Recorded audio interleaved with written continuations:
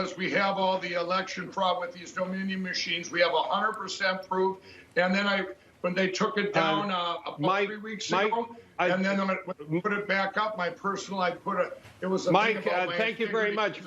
Mike, you're talking about machines that we at Newsmax have not been able to verify any of those kinds of allegations. We just want to let people know that there's nothing substantive that we've seen. And let me read you something there. While there were some clear evidence of some cases of vote fraud and election irregularities, the election results in every state were certified, and Newsmax accepts the results as legal and final. The courts have also supported that view.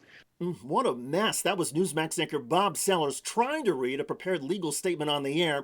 The guest, Mike Lindell, was booked to talk about censorship, but used his time instead to promote wild election conspiracy theories about Dominion voting systems. They did this because I'm revealing all the evidence on Friday of all the election fraud with these machines. So I'm sorry if you think it's not Mike, it's real. Can I ask our producers, can we get out of here, please? I don't want to have to keep going over this. Actually, we at Newsmax have not been able to verify any of those allegations that you're Mike, hold on a second. Everybody hold on a second. Mike, hold on 1 second. Let's talk a little bit about just what is happening. What happened right there is that anchor Bob Sellers walked off the set. Hello, everybody. I'm David Shuster, and thanks for joining us. Full disclosure, a year ago in early 2020, when Newsmax was claiming to be more of a straight news organization, I made a couple of guest appearances on the channel to talk about politics, and some of the shows that had went on were anchored by Bob Sellers. I've known him for a long time, and in my view, he's always been something of a straight shooter. So you can imagine the pressure that built up on Sellers when Newsmax went from trying to be somewhat straight to being a cheerleader, the ultimate cheerleader for Donald Trump before the election, and certainly afterwards when Trump was making these ridiculous claims that Joe Biden's votes actually were stolen from Donald Trump. Well, Dominion voting systems over the past couple of weeks, they have now brought multi-billion-dollar lawsuits against Trump attorneys Rudy Giuliani and Sidney Powell for their claims about Dominion. Many of those claims were repeated ad nauseum on Fox News, Newsmax, and other news organizations. Those news organizations are now facing the threat of billion-dollar defamation lawsuits. As for Mike Lindell, he's also been threatened and says, "Bring it on. Go ahead and sue me, Dominion. I'm happy to have that lawsuit."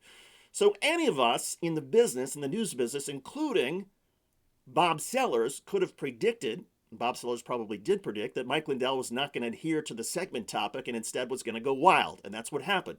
So Bob Sellers, who probably didn't want Lindell to be on the show in the first place, you then see him saying to the control room, "Hey, can somebody please cut off his microphone, cut off Lindell, let's end this." And they don't. Somebody in that Newsmax control room or management decided, no, we're going to stay with Lindell and don't worry about your news anchor. Ouch. 1 second. Let's talk a little bit about just what Normally, walking off an anchor set in the middle of a live broadcast can be a firing offense. It's not something that I ever dreamed of doing in my career. And ironically, Mike Lindell was back on TV on Newsmax before Bob Sellers returned.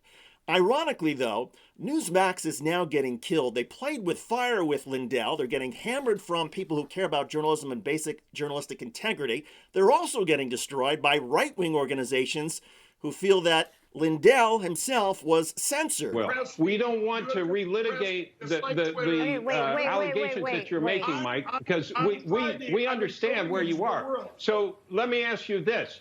Do you think that this should be temporary? Because it appears to be permanent. Could you make an argument that it is temporary? What? One can only hope that Newsmax will come to its senses and stand up for Bob Sellers over Mike Lindell, but don't bet on it, as Bob Sellers is now realizing Newsmax is not exactly a paragon of journalistic virtue.